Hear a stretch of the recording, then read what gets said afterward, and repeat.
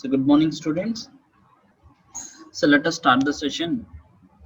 In previous class we discussed about ANN model. So this is the ANN model what we discussed in previous class.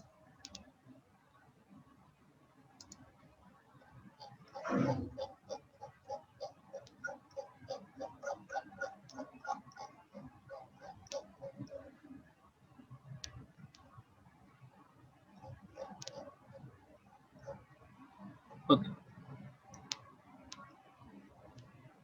In today's class we are going to discuss about activation functions used in ANN.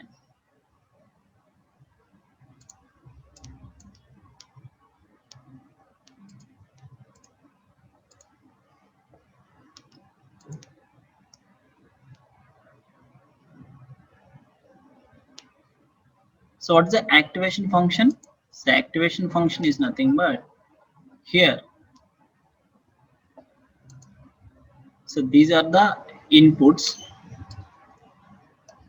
with some weight, and this is the default input, that is x0, and with bias, and this is the summation function. Now we get a linear result from this summation, but we want a non-linear output. So here we are going to use some activation function. So what we discussed up to now. So here you are going to use some activation function to know or to predict some output. Now today topic is, in today class we are going to discuss about these activation functions. So activation functions used in ANN. So that means what are the different types of activation functions we are going to use in artificial neural networks. The activation function denoted by psi so defines the output of a neuron in the terms of the induced local field V. Here we identify three basic types of activation functions. Last class we discussed about this induced local field. So for example, the UK less than greater than or equals to 0, then it is 1, and less than or equals to 0, 0. Then we draw one diagram also like this. In previous class I think. For 0 we are going to write some diagram. So this we are called as a induced field V. So here there are three basic types of activation functions. So one is threshold function, so piecewise linear function, sigmoid function. So first one, threshold function. Threshold function. So used in single layer network to convert net input to output. So that means this is the single layer. Let us assume this is the neuron. You get one input and this is the output. Okay, so single layer means so there are only one layer in this neural network. Now, so what is the psi of V activation function equals to maybe 1 or 0. 1 or 0. When it becomes 1, when it becomes 0 means the V greater than or equals to 0, then it is 1. If V less than or equals to 0, then it is 0. Okay, so this is the diagrammatic representation of threshold function. So okay, so this is the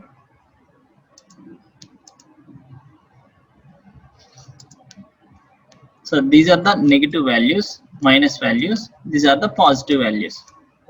For all the positive negative values, the value is 0 only. Okay. For all the negative values, the value is 1. For all the positive values and 0 value, the psi of V equals to 1. The output of neuron K employing such a threshold function is expressed as 1 or 0. If Vk greater than or equals to 0, it is 1. The Yk, that means the output of the neuron. So this is the Yk equals to 1 or 0. If Vk greater than or equals to 0 and Vk less than or equals to 0, then Yk equals to 0.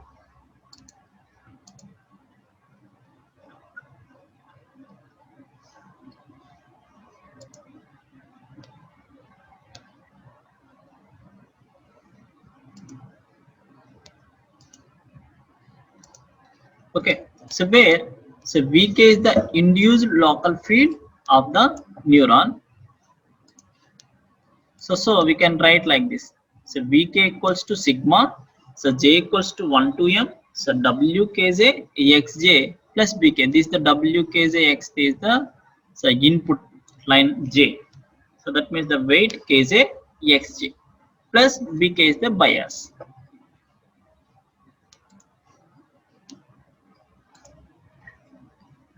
In this model, the output of a neuron takes on the value of 1 if the induced local field of that neuron is non-negative and 0 otherwise. So that means if it is, so when it becomes a 1 means if it is greater than or equals to 0, then the neuron takes on the value of 1, and in other cases it is 0.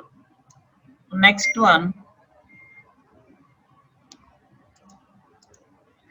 type of function is a piecewise linear function. Here you are going to define the psi of v like this. So 1 v 0. Okay. So v greater than or equals to 1 by 2. Then the value is 1. If the value of the v is greater than minus 1 by 2 and less than plus 1 by 2, then the value of v is v only. If it is 0, if v less than or equals to minus 1 by 2. So where the amplification factor inside the linear region of operation is assumed to be unity. So this form of an activation function may be viewed as an approximation to a non-linear amplifier. So this is indicating like this.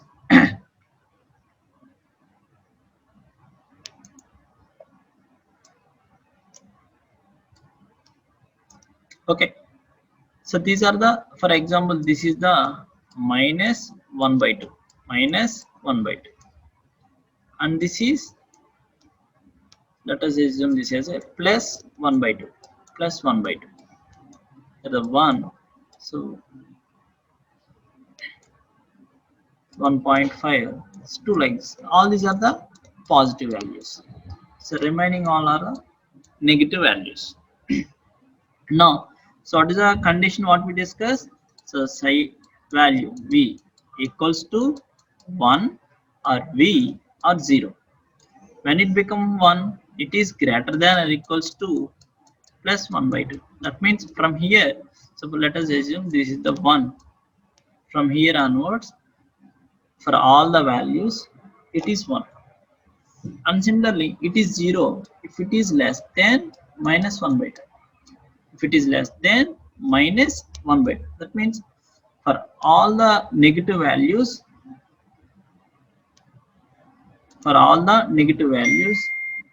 the value is 0. Okay, if it is lies between these two values, then so that we are as a v value, if the v value is minus 1 by 2, so then the value is also minus 1 by 2. So if it is 1 by 2, then the value also 1 by 2. So it is seems like this.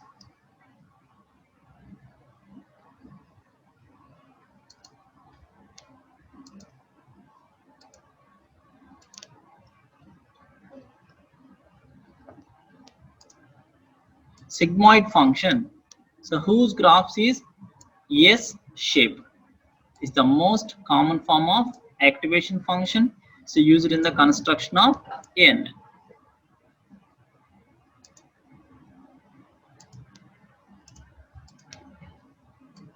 it is defined as a strictly increasing function that is exhibits a graceful balance between linear and non-linear behavior. So psi of v equals to 1 by 1 plus exponential of minus av. Exponential of minus av. So where a is the slope parameter. A is the slope parameter of the sigmoid function.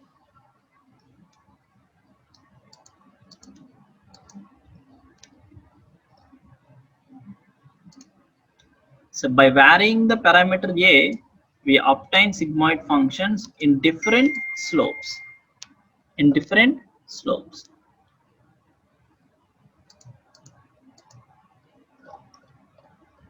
Okay, so this is the diagrammatic representation. So what is the sigmoid function? The sigmoid function whose graph is S-shaped. That means here we got the graph like S shape. So this is like this. So this shape, so based on the a value. What is the a here? A is the slope. So if the slope is increased, automatically these values will be increased. So this is the diagrammatic representation of sigmoid function.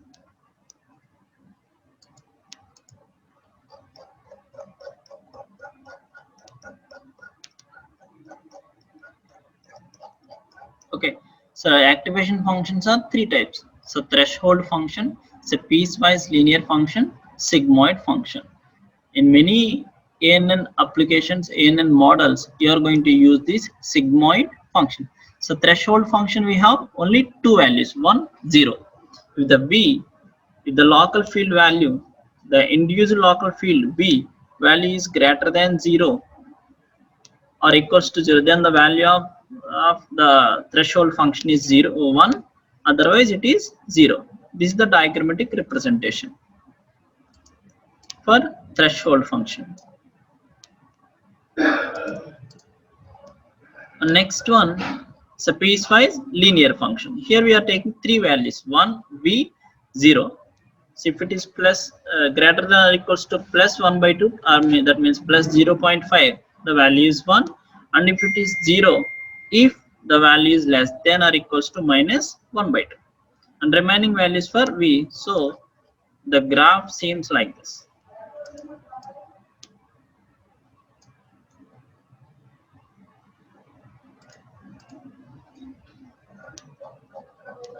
So next one, sigmoid function. Here we are using the exponential value of slope based on a variable a. Say a is the slope parameter.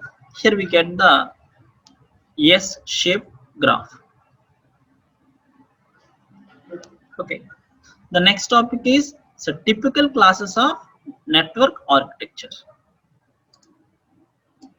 The manner in which the neurons of neural network are structured is intimately linked with the linear algorithm used to train the network. So that we are calling so network architecture is nothing but different types of architectures we have. For example, this is the ANN. Let us see. So this is one ANN model.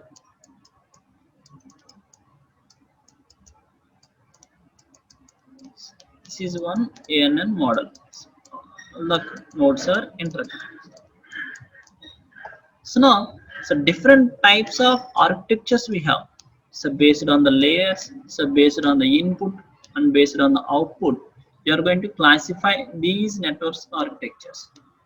The manner in which the neurons of a neural network are structured is intimately linked with the linear learning algorithm used to train the network.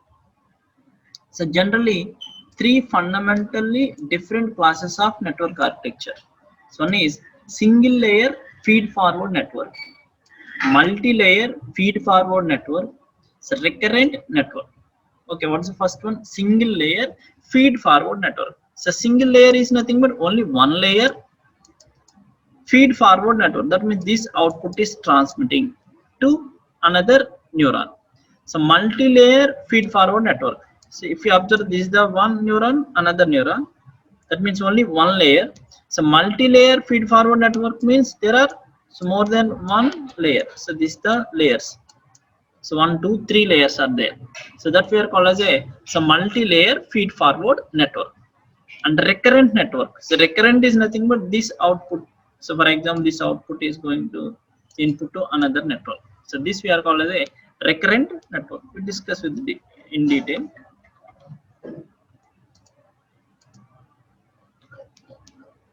So this is about single layer feed forward network.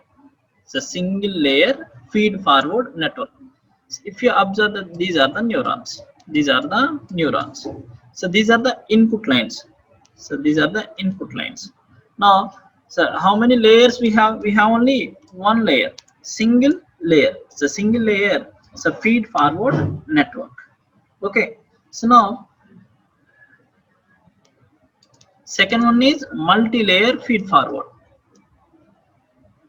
Okay, sorry. Just wait.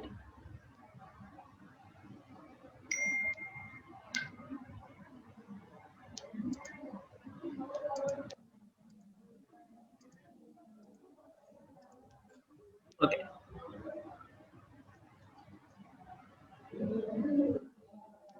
So multi-layer feed forward network. So multi-layer feed forward network is nothing but, so for this, if you are using another node, another neurons, these are connected with another neurons. So this we are called as a feed forward, so multi-layer feed forward. So this is the one layer. So this is the another layer. You can write as many as layers. So these we are called as a multi-layer feed forward network.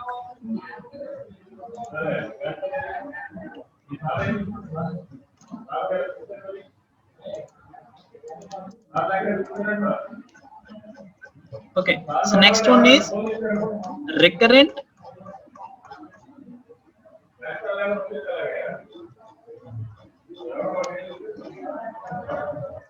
Okay.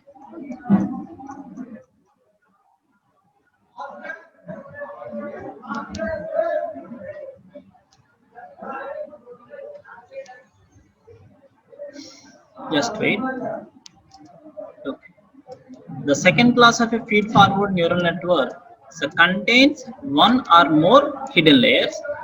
So by adding one or more hidden layers, the network is enabled to extract higher order statistics.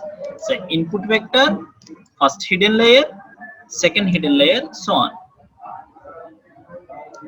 So for example, we are indicating like this. So 2842. So 2842. So 20 means source nodes, 8 means neurons in the first hidden layer, H2 means neurons in the second hidden layer, and 2 means neuron in the output layer. So that means, so these are the source nodes are 20. That means 20 inputs are there. So these 20 inputs are given to these 8 first hidden layer neurons, and after that in second hidden layer there are 4 neurons, and finally this Q2 indicates neurons in the output layer. Okay, the next one is recurrent networks. Recurrent networks. So recurrent is nothing but, if you observe this diagram here, the output is again we are going to give as an input to this network. So that we are called as a recurrent networks.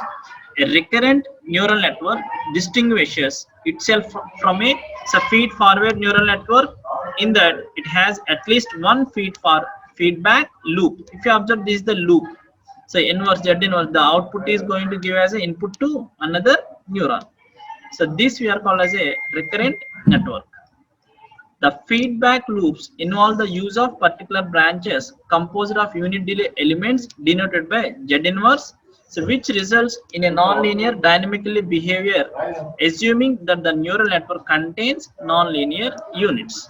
Okay, so this is about today class. So in tomorrow class we are going to discuss about the next topic. So thank you all. We meet in tomorrow class.